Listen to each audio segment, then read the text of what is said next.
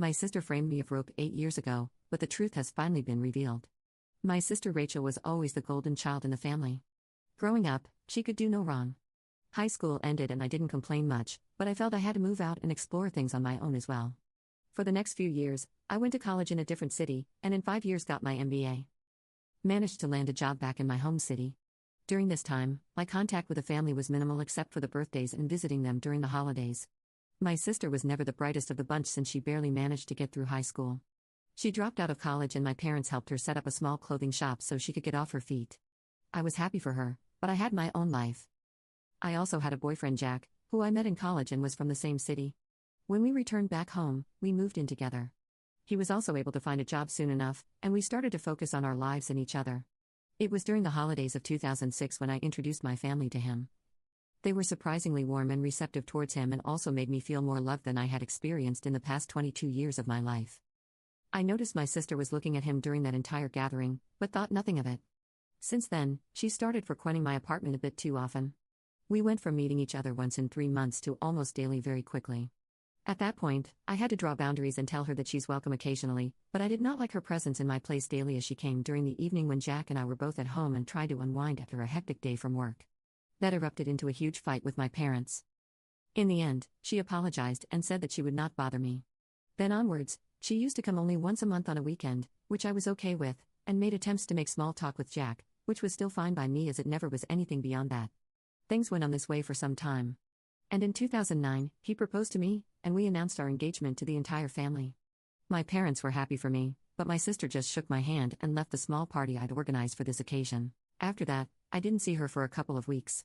We got married in 2010, during which I noted my sister had an 8+1 named David, and she told us that she was dating him. I thought maybe now she could finally move past whatever feelings she had for Jack and focus on her own life. They moved real fast too, getting married almost 9 months later in 2011. Our marriage was going great. We had our first daughter, Alice, in 2011 and the second one, Sarah, in 2013. However, my sister's marriage did not progress as they hoped to, and they separated in 2012. A few weeks after the divorce was finalized, David messaged me that Rachel was obsessed with Jack and that was the biggest reason for their separation. I apologized to him and wished him the best. I also talked to Jack and asked him about his interactions with David, and he told me that David always was a bit cold and distant towards him from the get-go. I decided to confront my sister in front of my family and asked her why is she destroying her life because of her obsession with my husband. She was blindsided with that question and denied everything.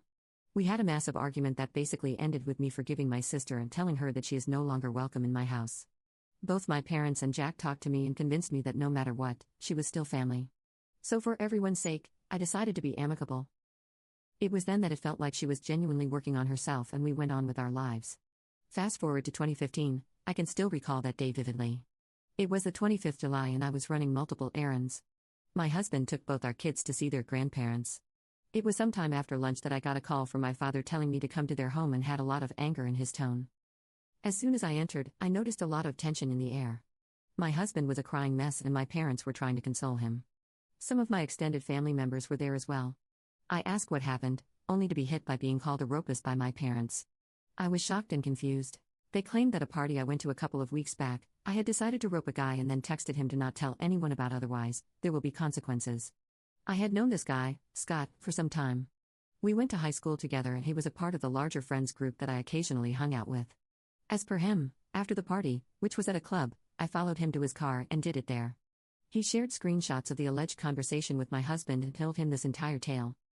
My father slapped me hard and my parents told me that they never want to see my face again. Jack was angry and he said that we're done. I tried to convince all of them that I never did that but fell on deaf ears. I was basically kicked out from their house and told that neither Jack nor the kids would be returning and my father would be coming over to take their stuff to my apartment. When my father came, I begged and pleaded, but he basically packed a couple of bags and told me never ever to contact them again and that he would personally hand me to the cops if that happened. By evening, Rachel had shared the screenshots and all the details to our extended family group on WhatsApp from where I was unanimously kicked out. The next few days, I even had people from my friend group calling me to say they were disgusted with me and never to contact them again. I was a mess during that time. I couldn't eat. I couldn't sleep. I couldn't even properly work. My boss also heard the rumors going around, but couldn't do much until he saw some police action against me. He advised me that I leave the organization on my own to keep my record intact and that he would ensure that I don't have to even serve my notice period. I tried to argue the case, but he told me that if the cops come knocking on my door, he would be kicked out anyways. And in such a scenario and the gravity of the case meant, I won't get severance and my record will be tarnished. Grudgingly agreed to his ask and I left the organization in the next few days. In mid-August, while I was still wallowing in my misery, I received 2 documents from the court. One was a letter of disownment and the other were divorce papers. I was quite intoxicated, but I went to my parents' place anyway, only for my sister to come and lay hands on me and tell me that I was a disgrace to the family and it was good that I was disowned. I had blood coming out of my face by the time she was done with me and barely able to stand. My parents and my husband looked at me from afar but did nothing. I managed to get myself up after some time, a crying mess, and realized that I had lost everything and everyone I knew. I stayed holed up in my apartment for the duration of the divorce. It went as amicably as it could. As I was jobless, plus my now ex-parents stated they would pay for the child. I didn't have to pay child support or any alimony. By January 2016, I was divorced, but trying to pick up the pieces that was once my life was hard. During this time, I also felt like confronting Scott.